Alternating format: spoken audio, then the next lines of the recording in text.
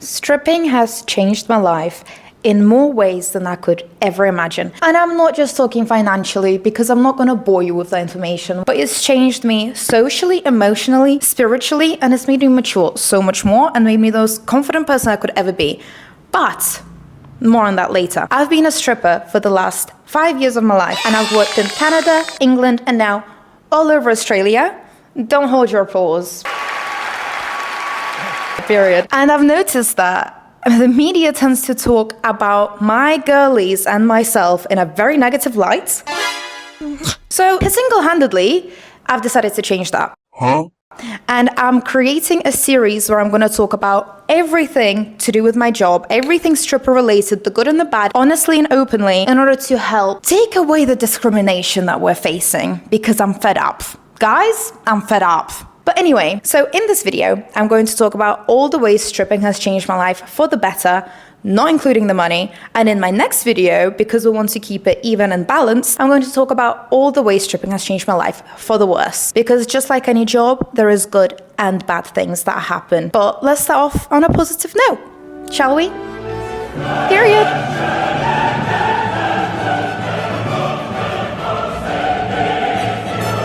I have brought all my notebooks. Shall we start? Class is in session, period. Anyway, the first thing that I don't even need a notebook for is the amount of freedom that this job gives you. And again, it's not even financial. Honestly, I only work 3 times a week.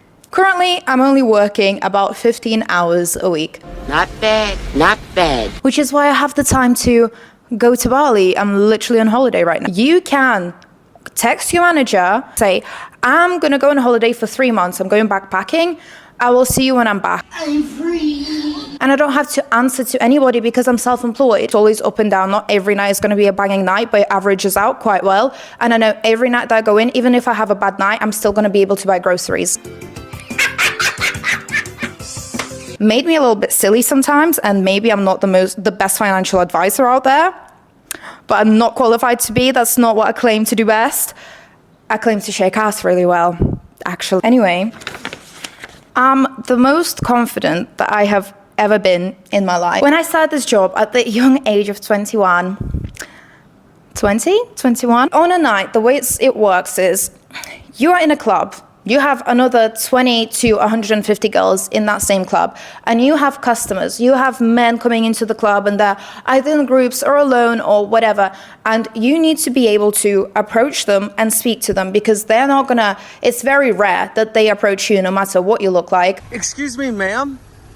Do you have any spare change I could have? More often than not, they expect you to come over to them. In one night, I will approach at least, if not more, 30 to 50 people. Trending tonight, there's something terrorizing walkers and runners at Denver's Sloan Lake, and it's probably not what you think. And I need to know how to find a way to connect to anyone and everyone, no matter what the situation is. Because if I don't, I'm not gonna get dancers, I'm not gonna get paid. I want to get paid, and I'm like a social chameleon where I know how to be myself within it. I know how to still say what I want to say, because you need to stand your ground and you need to not lose yourself or your boundaries within the confines of that job, or any job for that matter. Talking of boundaries, I'm very firm in my boundaries, because in this job, people, which again, we're gonna talk about that, but men need to change how they act, because they're the ones who provide the demand for the job, yet they don't like to treat the people who supply it as well as they could do. But where's the decorum? The morals. Decorum. But you If they just knew some basic manners. Because men come into the club and they try to get as much as they can out of you for free, you learn very quickly how to be very firm on your boundaries. Stop, I don't like that. I'm feeling uncomfortable. I need more space. Now in my day-to-day life, if someone close to me, like accidentally or purposely, tries to cross my boundary, I will speak up on it, and I'm so clear, it's like black and white in my head of what I allow and I don't allow, and I act accordingly. That's helped me get better partners, get better friendships, and move about life way better. I know my worth. I absolutely know my worth, because time is money, obviously, and even if I approach someone and they don't want to take me for a dance, I will make sure to get a tip out of them, because my time is not for free. We pay to the club at the end of the day. The club doesn't pay us. Time is very much money, and I know that like my pure presence and my confidence and my ability to speak to anyone so well. I know that my company is valued. That reminds me, wait, I'm worth more than mediocre treatment. I'm worth more than someone giving me breadcrumbs. So I take that with me to my day-to-day life outside of the job. I have found the audacity of a man through this job. When you have to stand firm on your boundaries and you have to be this confident, badass person that everyone is looking at, you find the biggest backbone. You go into depths of your confidence that you never thought you would have. And there's been times when I would like triple over before I get on stage.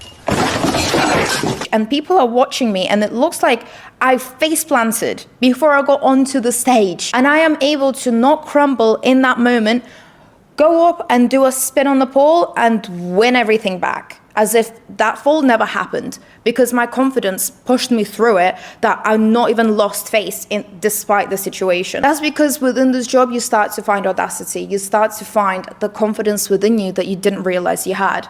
And if men are trying to be like rude or cheeky or say this or that because, I don't know, they just have a kink for like trying to like show off in front of a stripper, like try to put her down, like, you know, the whole pigtail thing. I'm not saying it's okay. I'm just saying that it happens.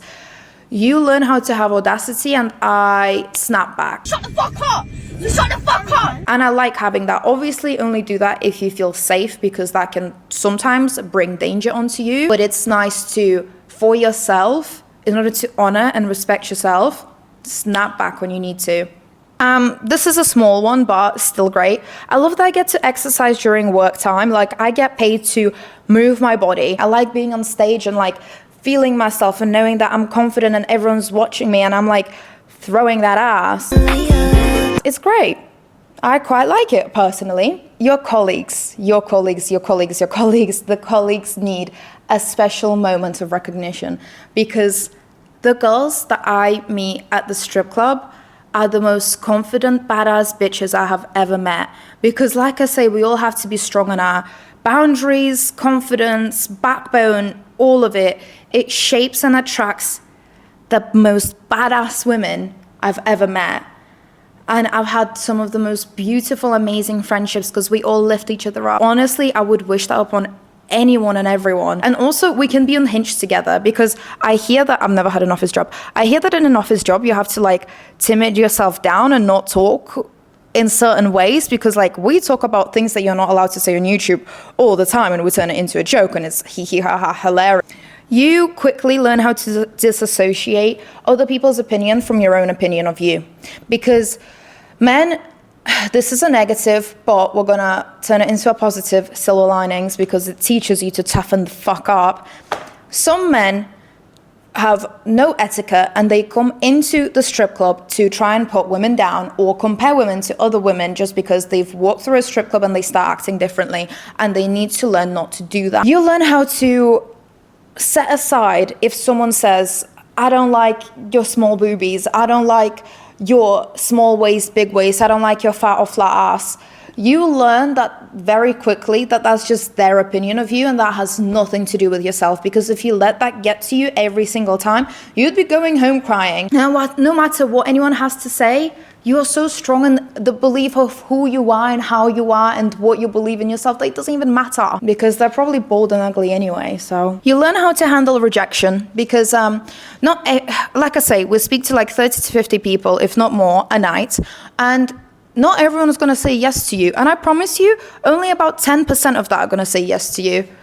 So when people reject you, when people reject you, you learn not to let that get down. Not let that get you down. Because if you did, again, you'd go home crying or you'd cry in the toilet. So again, exposure therapy can be great. Anyway, if someone rejects me, I don't give a fuck because I still know my worth and my value. If I'm not right here, I'm going to be right somewhere else. I'm not going to let that get me down. Because if someone says no to you, there'll be another guy who's going to be spending hundreds to thousands of dollars in one night just to be in your presence. Also, I love being self-employed. This might not be a benefit for everyone, but like, I've never worked well under someone where like I have someone tell me what to do or how to do it, because I always think that like I can learn and think of what to do way better.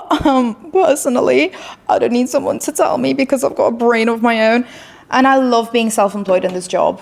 And which means that you learn your own strategies, you learn how to advance and get forward and move forward and do better and earn more, and you never have anyone checking over you. And like my confidence, I don't know about you, but my confidence diminishes so much when someone's watching over my shoulder. Like I can't act like myself. Which, talking of being self-employed, nobody teaches you on the job at all. So you're kind of like thrown into it. And because as much as girls uplift each other, we are all within competition of one another, so we don't give as many tips to each other. We'll be like, oh, maybe you should do this, maybe you should do that, but we don't give away our tips and tricks, basically. And because of that, and I know how hard it is to learn how to do the job and how to get good at it fast, I'm going to be creating an online course for baby strippers and advanced strippers on how to get better at the job and my tips and tricks that I've learned within the industry of how to find a club, how to get better, how to sell dancers, how to sell VIPs, how to stay in VIPs, how to earn more money, and how to be good at what you do fast and easily. So if you're interested in that, subscribe. Anyway, back to the podcast. Some customers are absolutely amazing. Some customers are my friends. You can genuinely get paid to be in a VIP room and party, and like if you want to drink with someone that you're making friends with on the night, and you're just having a great time and you're getting paid for it. That's great if you ask me. The fact that there is no contract and you get like unwavering job stability, because any club, any city that you live in, there's going to be multiple clubs because you pay the club for being there and for security, etc., etc. They are willing to like get dancers on. So job security is crazy. I've traveled the east coast of Australia in my camper van, and I would come into random places, random cities, random clubs and be like, can I work here? Can I just hop in for like a weekend and just like work here? Like, sure, fine, why not? Has allowed me to be Mrs. Worldwide. Period. That's how I worked in Canada for a little bit. Allegedly, illegally, allegedly. Okay, I think I have finished my yapping session. These are just some of the things off the top of my head that make my job so great. I hope you enjoyed this video. I love you so, so much, and I'll see you again next week. Like and subscribe, obviously.